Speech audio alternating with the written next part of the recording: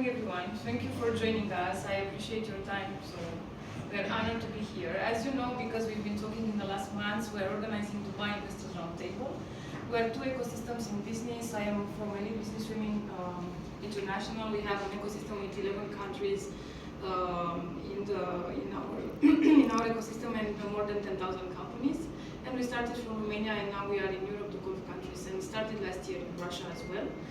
We joined the forces with an ecosystem from India and Arjit, who is doing a lot of work with us in the same time. And our main mission for today is to help companies to be funded and to grow their businesses. So this is what we have been doing in the last 6 months, I think. Yeah. So we have a pitching competition. Every company will come. There will be for 7 minutes pitching. We have then a Q&A with any question you have. We need to engage people. They were traveling a lot, so some of them maybe are tired. Let's welcome them. Let's be, ask any questions you have and make a good round table.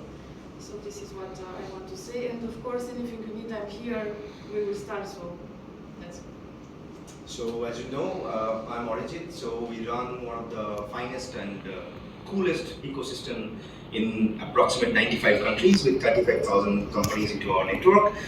So we have been scaling up companies from one country to another country for quite a long number of years, tied up with multiple level of legal firms, many different kind of funds altogether. Regarding my background, I created around 3 different funds in my life. And of course, always there to scale up ventures, always there to help startups to grow, always there to help investors to connect with the right kind of startups. So here in this room, I expect that we'll be having amazing energy flow because we have 10 different startups from various parts of the world. They are coming and traveling, and in fact, one of them is actually recording it as well, and he's from my motherland, India.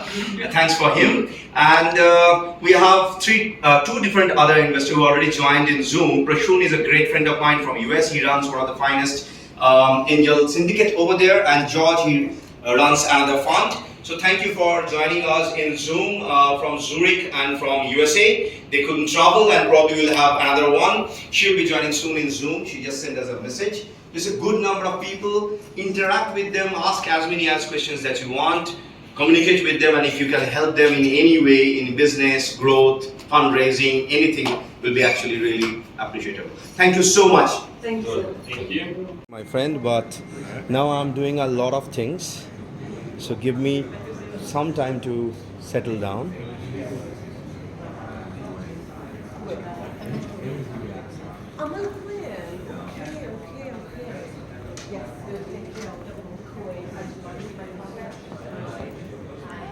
Say hi to the screen at least.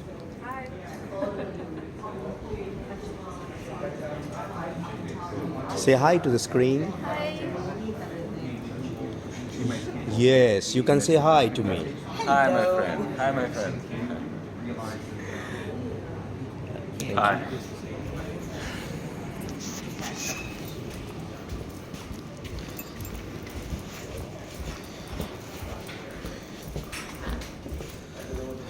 I did this. So I want just to open the. UAE since 2015. Sold my first company in 2016. Now I have 11 startups. And I'm president of the Chamber of Commerce of Switzerland in Abu Dhabi. And excited to enter in new startups. 2-3 startups a year is my target. Nice. Early stage. Munir Ahmed Chaudhry, little long name but short form is Mac. From Munir Ahmed Chaudhry. Originally I am from Pakistan but UK national, and I am chairman for the Spire World Investments and CEO for His Highness Sheikh Abdul Hakim Al Maktoum office. Hi, good morning everyone. My name is Shweta. We have a group of companies, Smartphones UAE, and he's also our partner. We are here since 2011. We have a startup our company, 3 companies we already have since 2011. And we After are he's looking done, forward we to can bring all the expand more startups. and meet The together farm is already with and smashed, grow. but we can bring all the startups and we can Good morning, ladies and gentlemen. My name is Mike. As Michelle have mentioned, I'm the MD of Smart Source Group of UAE. We are into helping entrepreneurs to grow their businesses in terms of startups. Plus, we are into event management. As well, we are into real estate firm also. We are helping an entrepreneur to buy and sell their properties. In the terms of setting up their business, we are affiliated with the Ministry of Economic of UAE and all the free zones in UAE. We do all the process, all the documentations in-house, where we help entrepreneurs across the globe to setting up their companies, their visas, bank accounts, and everything. And of course, we are here to everyone to help them to grow their businesses. If anybody have any questions, that will be all our pleasure to assist you. Thank you so much. Hello everyone, thank you for having me here. I'm Donatas in Dubai for the last little bit over 2 years. I'm a co-founder of EcoBlocks. We design, build and operate Bitcoin mining data centers here in the UAE as well as in the United States, in Texas. I'm also a partner in the real estate development company in Germany where we build larger projects real estate in DACH region and UK. And we also very closely working with venture capital firms, especially for the crypto startups in China, Middle East and in Europe. My name is Danski and I am the Chief Operating Officer, Private Office of His Highness Sheikh Ahmed bin Faisal Al Qasmi. We are into diversified activities. One of them is to facilitate entrepreneurs and business people to establish their business dreams in this country. So we look at projects, we look at innovative ideas, one that brings value or adds value to this country. Such things we kind of see how we can support them as set up their place. Thank you so much. Thank you. I'm Vinita in UAE for last 30 years and I've got my own company called Go-Getters where we have over 600 merchants of UAE.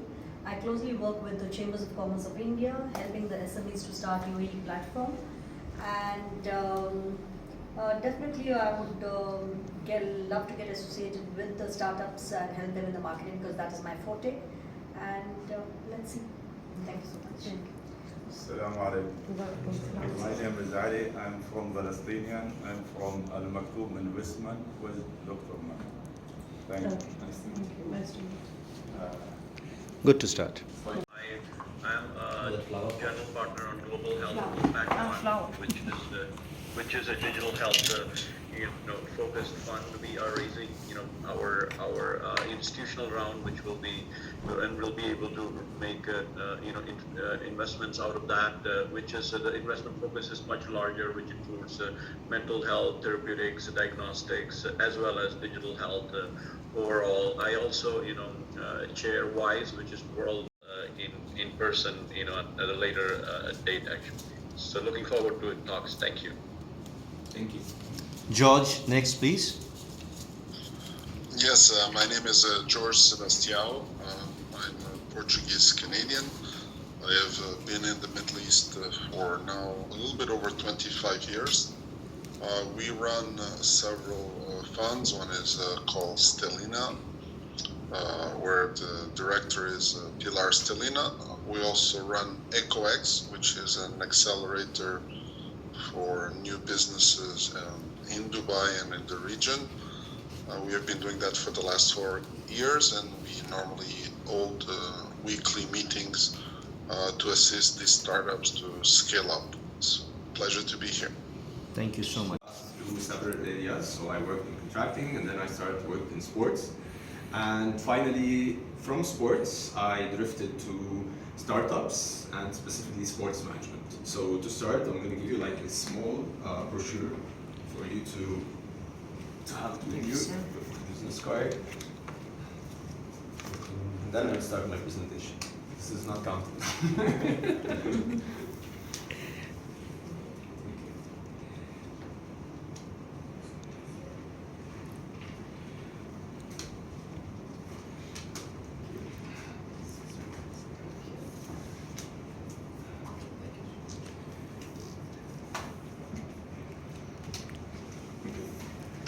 So, our startup's name is Into.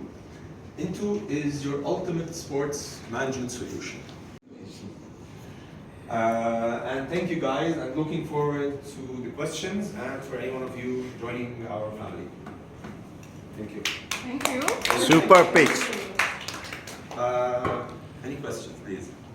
Yes. For the sales and marketing, what you have said, so what are you looking for from sales and marketing perspective? So for the moment, we're as a SaaS company, we have a team of 7 people. We just hired 3. Our objective is to become a team of 15 people by end of June. We work remotely, so what we do, we have a business development officer, if you want, for the moment 1. which is located in Dubai. Eventually, the plan is to have several business development officers located in each country. Any other questions? For the 1.8 million raising? 1.5. Sorry, 1.5. What is the valuation? It depends, honestly. We can talk about it. So basically, we're trying to look for a convertible loan or of a fixed evaluation, but we can talk about it. Roughly?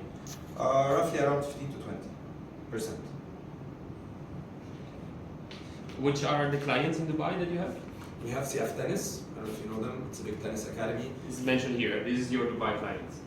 Roughly 6,000 people registered as providers, and roughly 10 to 15,000 transactions that are taking place. And if you put this in the context of the demographics of the country, this is roughly about scaling up to Saudi, to the other countries in the region.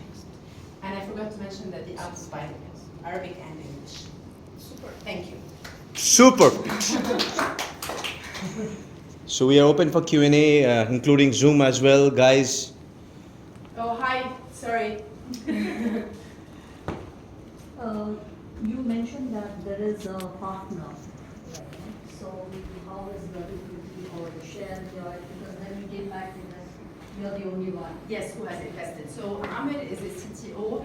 He is helping. I gave him sweat equity, to be honest, because I needed support on the development side, coming because my background is not really, although I've come a long way on the learning curve. So he is there to support on anything related to the. Make it free from at least for the first year. You know, that was the biggest debate, honestly, the whole monetization. $99? This won't work. Now the business model assumes 10. So 10. But I'll tell you why also we wanted something, because if you put nothing, we're worried about, becoming a Facebook. I don't want to become a Facebook. I want quality. There is a certain standard that we're after. And that was why but you might tell me 10 is too much, make it 2. I just want to make it something, so I'm not a Facebook. What it's you a can, LinkedIn. Yeah, it's a LinkedIn, yeah. where you can actually connect directly people. Yeah. What I would suggest is more as a Tinder system, where it's free. If you want to have more swipe, you get a premium unlimited swipe. But for MVP, that would be too early, no? Make it free. You need a critical mass. Yeah. Price-wise, you lose 80% of the people that are interested in this, because otherwise they go for an agency that they do all the work and it's free of charge. Gamification style, so swiping left, right, profile, that's as well very good because you tackle the new generation. To be honest, I will need to search for nannies and stuff. As soon as it's for payment, I will not use it. Yeah, no, it's very valid. I mean, honestly, that has been one of the biggest debates, and I hear you 100%. And yeah. How many competitors you have right now? In the shape and form that I'm doing it, I would say very little or none. Maybe there's one in Lebanon that started. In UAE? In the UAE, you have in tutoring a few. So tutoring, there's a few that are well established. One called Ustaz, which used to be called Sinkers. You have the model where I was saying the differentiation. You have a few that offer you the service, but doesn't offer you that matching. So the matching that I'm doing, I haven't found, except in tutoring, other platforms that are doing that. To be fair, but I'm. This platform with no minimum usage commitment, meaning you can get it for 10 minutes, 10 hours, or 10 days, whatever you need. We started in July 20. We have 130 plus driver fleet. We have a database of more than 500 drivers. These are full-time ones. We have raised $500,000 funding before this, back in May 21. We have 47,000 plus customers. This is as of 28th Feb. And so far we've done almost $1 million, south of $1 million GMV. Our value prop is basically if you have your car, then you get the comfort of your car rather than traveling into an Uber or a Careem or a taxi. Everyone loves their own car more than getting into something else. And COVID plays a big role where it helps that people do not want to sit in a cab where 20 people sat on the same day. So here you get the comfort, a guy with the gloves and the mask comes and drives your car and you are safe.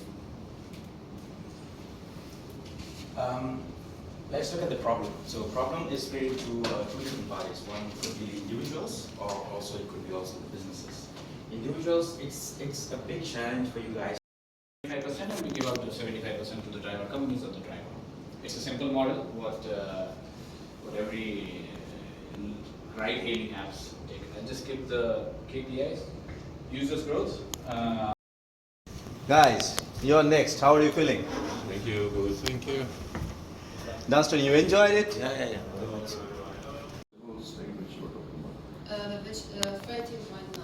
Which 1319 each packing house. So it's euro, not dollars. Euro.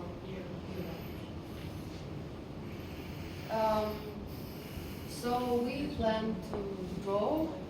We can grow ourselves slowly, but we need investor expertise and capital to help us achieve our goals and reach the numbers targeted by us. Faster. You're finished. Yes. Which 1319 each packing house. So it's euro, not dollars. Euro.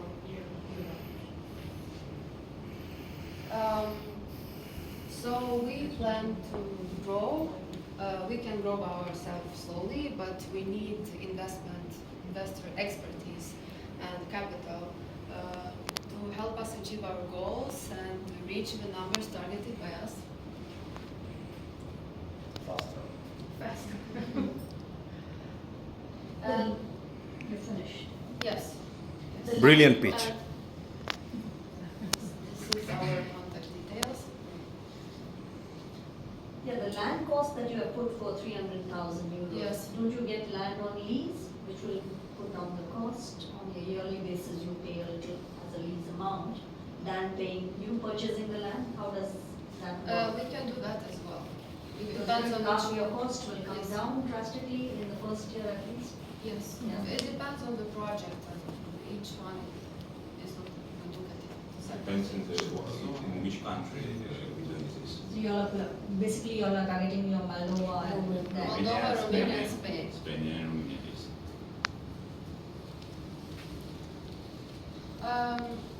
Actually, we have a business plan, and if you want, we can send it to you.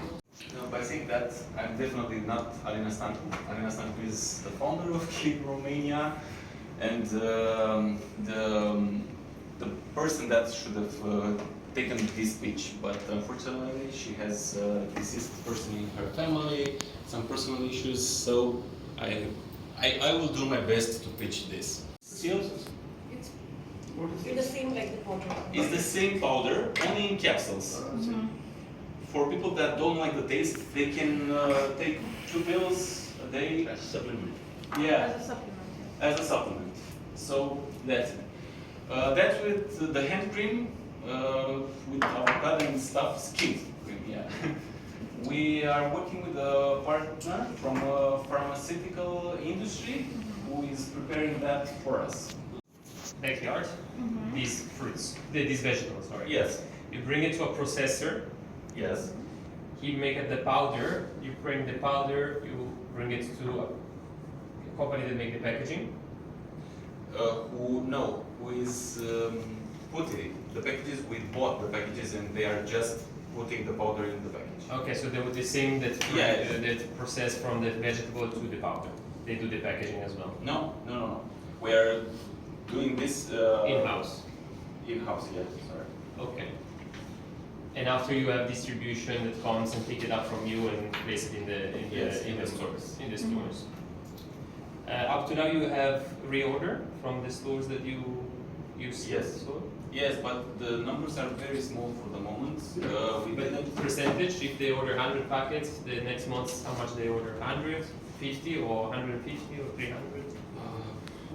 I'm ashamed to say, but I don't have the numbers for the powder. What's your expectation with someone like a Lidl, for example? Because you know I know a little bit of this. I mean, 100 gram of an organic kale powder It's about 12 pounds in England. Yeah, but the problem is we don't have the certified yet. That's why it's so cheap. That's what I'm thinking. It's damn cheap. It's the last one. Yeah, but we don't have the certificate yet, and that's a big downside for us. Yeah, we realize this, but we are aiming to obtain it, and we are in the process of obtaining it. But it's a long and hard process. Making that powder, what was the cost you said? What were you selling it? Is it €2? Can you give me a second? Yeah, I just want to know how much it's costing you and how much is selling at this moment of time. At this moment? Yeah, and what difference does that make once you have a processing plant? So your cost goes down definitely. From Sicily. The majority part of the cactus is produced in Italy and Sicily. And these orange cactus are very much used in pharmaceutical sector, in cosmetical sector. But the waste of those products are very polluting. That's why Adriano Sant'Uscito was the founding member of OSCE. First of all, as The same thing will happen with your designer, other brands as well. If you can get to them, if you can, the challenge is exactly what I agree with him, but I must tell you that this was something that I've spoken to her, saying I think we need also to build up a production. What? You guys are everywhere.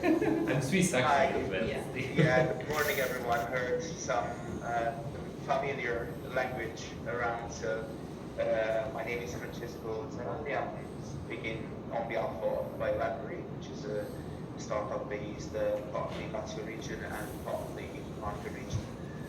Good that any industry came from, for instance, apple falling down a tree.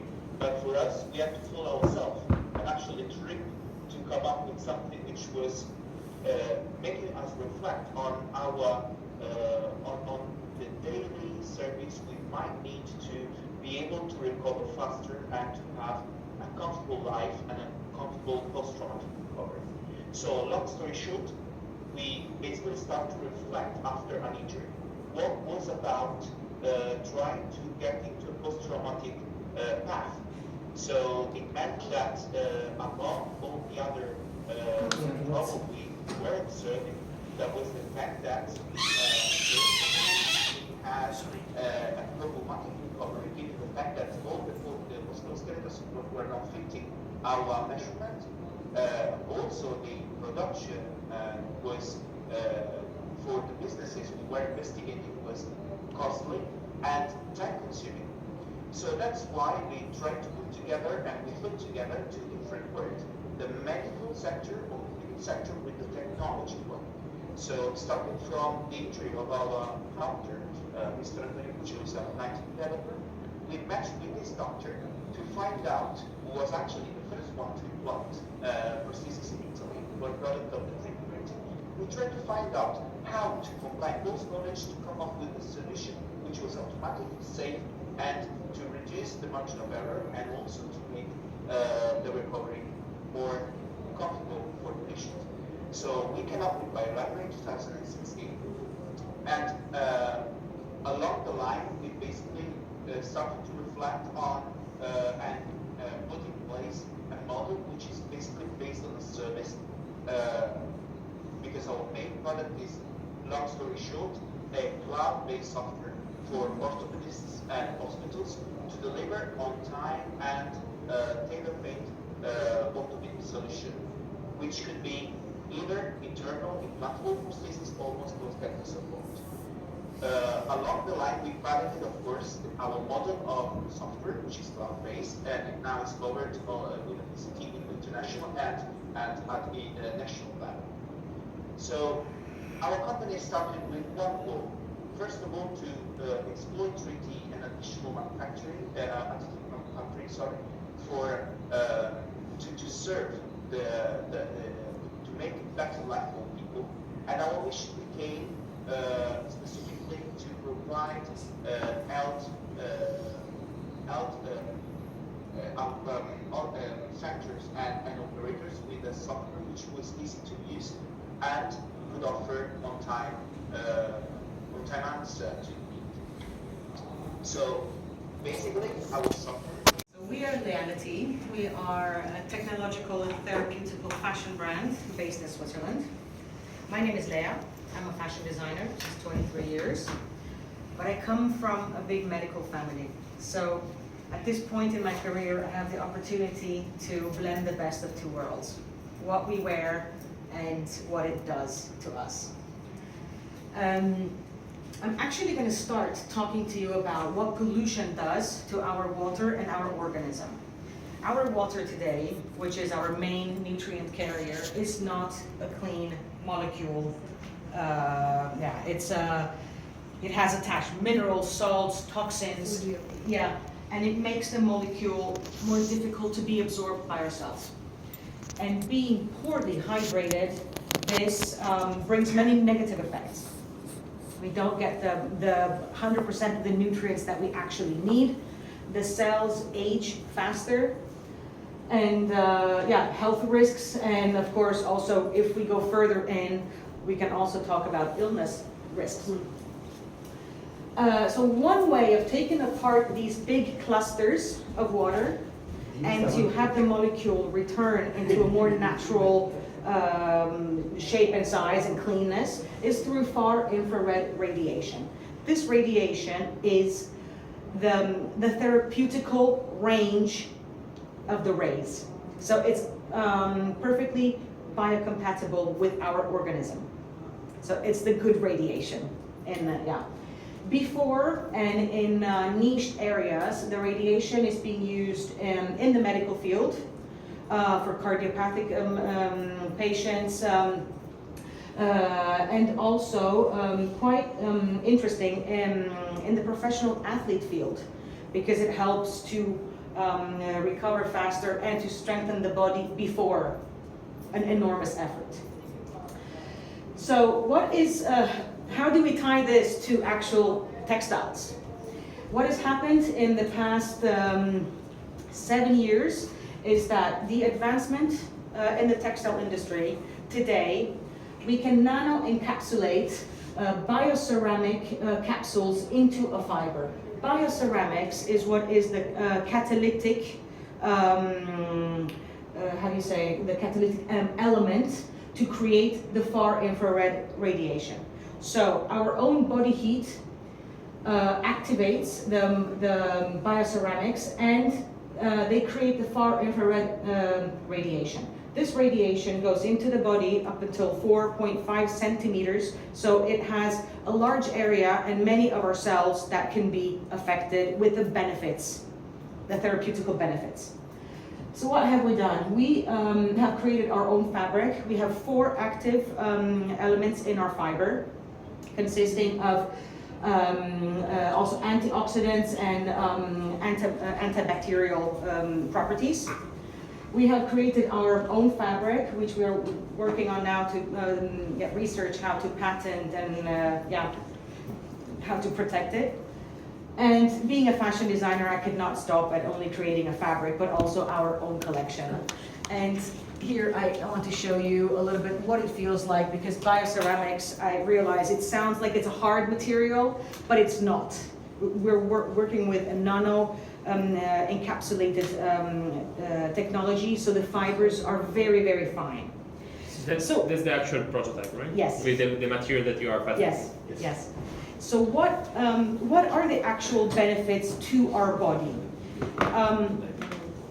The infrared radiation being a stimulation, it helps to stimulate the blood flow and to distribute oxygen better while you are exercising. It helps to strengthen the muscle. It helps to recover faster after sports. And now you don't need lamp treatments, but you can actually wear it. So it becomes something more accessible to everyone. And not only sports, you can also work in them, and it does something to your body. Our first collection, we're in this phase right now, correcting our garments, so it's all pins and needles and cutting and testing and creating as ergonomic of a construction as possible. We want to respect the main veins, the muscles that are in use doing that particular sport. So there is much engineering. So there's engineering from the fabric to the construction and also the process. And one thing that I also is really important to me, we're sewing with ultrasonic seams to avoid threads and to make the garments as less invasive to the body as possible. You can see them on here. There are not many threads that keep the garment together, and it's extremely resistant. So we call it an ultrasonic seaming. Okay. Yeah, and heat seals. Okay. Now, if we speak about competitors, yeah, because this science maybe sounds interesting, and so what's going on in the market? Well, our project in our company. My name is Giorgio Grasso, and I'll be talking about SmartBug, that is a smart automation high-tech startup company. So I'll talk about what we do right off the start. So I give away the suspense from the beginning. We work on the development and production of an in-wall smart switch that aims at revolutionizing the smart environment, smart home ecosystem. It is a smart switch that hides inside your in-wall socket, and it fits any socket in the world. It's the smallest footprint in-wall smart switch available on the market, and it contains a number of sensors and actuators that can render it an enabling platform, and I'll tell you why in a few minutes. I brought the product so you can see how big it is, because sometimes from the presentation it's not quite clear how big it is. So it fits and substitute your in-wall switch. What we try to do is try to answer what users want for their smart home. They want something simple, they want something that is efficient, that is easily usable, discreet, and service-oriented. They want to solve problems. They don't just love technology, they love technology to solve some problems they have around the house. So we try to work on this idea, and we started 3.5 years ago testing the technology, and in 2019 we founded a startup company that started the development of this product. So it works like a regular switch. It can be configured immediately and uses the home available Wi-Fi network. It is very easy to use, is touch sensitive, so you can use it as you use your normal switches in your home, switch on the light or whatever you do with your switch.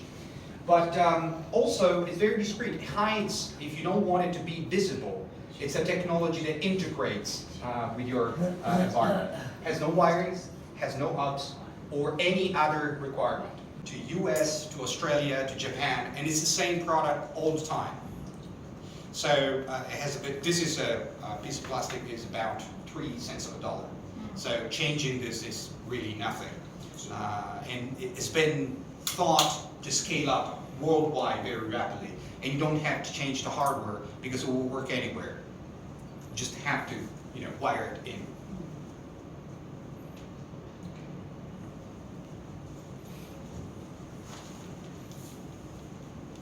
Question coming from Zoom.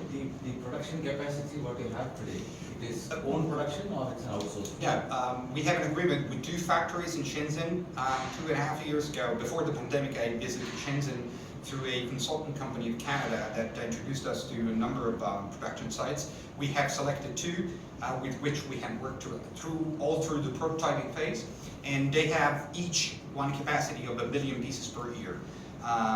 So this is the maximum current capacity. But it's outsourced? It's outsourced. Design is ours. All the features of the product have been designed in-house in the startup. Software, firmware, it's all ours.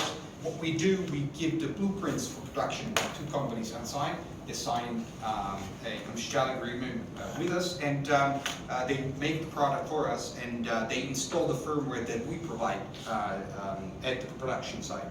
So, but the capacity is 1 million units per year each of the companies. So in theory, we have 2 million pieces capacity per year. You have a plan in the next 5 years to have your own production capacity? We don't think it's worth it. It's a very intensive investment, and The main problem is not finding alternative for production. These days, the only problem that it's hard to solve in the electronic industry is availability of components. But components are made by very large semiconductor companies, such as ST Microelectronics, Intel, Philips. These are the companies that make the actual chip. So in terms of assembly lines, we have selected 2. In that area, there are really, literally thousands of them. In Europe, we have some. The reason why we have not selected European companies, we have looked at Indian companies as well, where there is room for possible agreements, because they have comparable margin in India as well as higher quality in some cases. But in Europe, what they do is up until 1,000 pieces order, they'll do it locally. Otherwise, they'll go either to India or to Shenzhen. So we decided not to have a middleman. We could, and we have gone directly to the source and say, I don't want to have somebody who is a middleman to go to the company that actually produces the device. If I can, and we could, I would go to the source. But we are not tied to any specific company, and the reason why we are outsourcing it is that. Okay, so good afternoon once more, everyone. It's a privilege to have you here on board, and I want to thank, first of all, to all of you for coming here, for being in Serbia Business Hub today. And I want to thank Bianca and Arijit for an amazing opportunity to have such inspiring group of people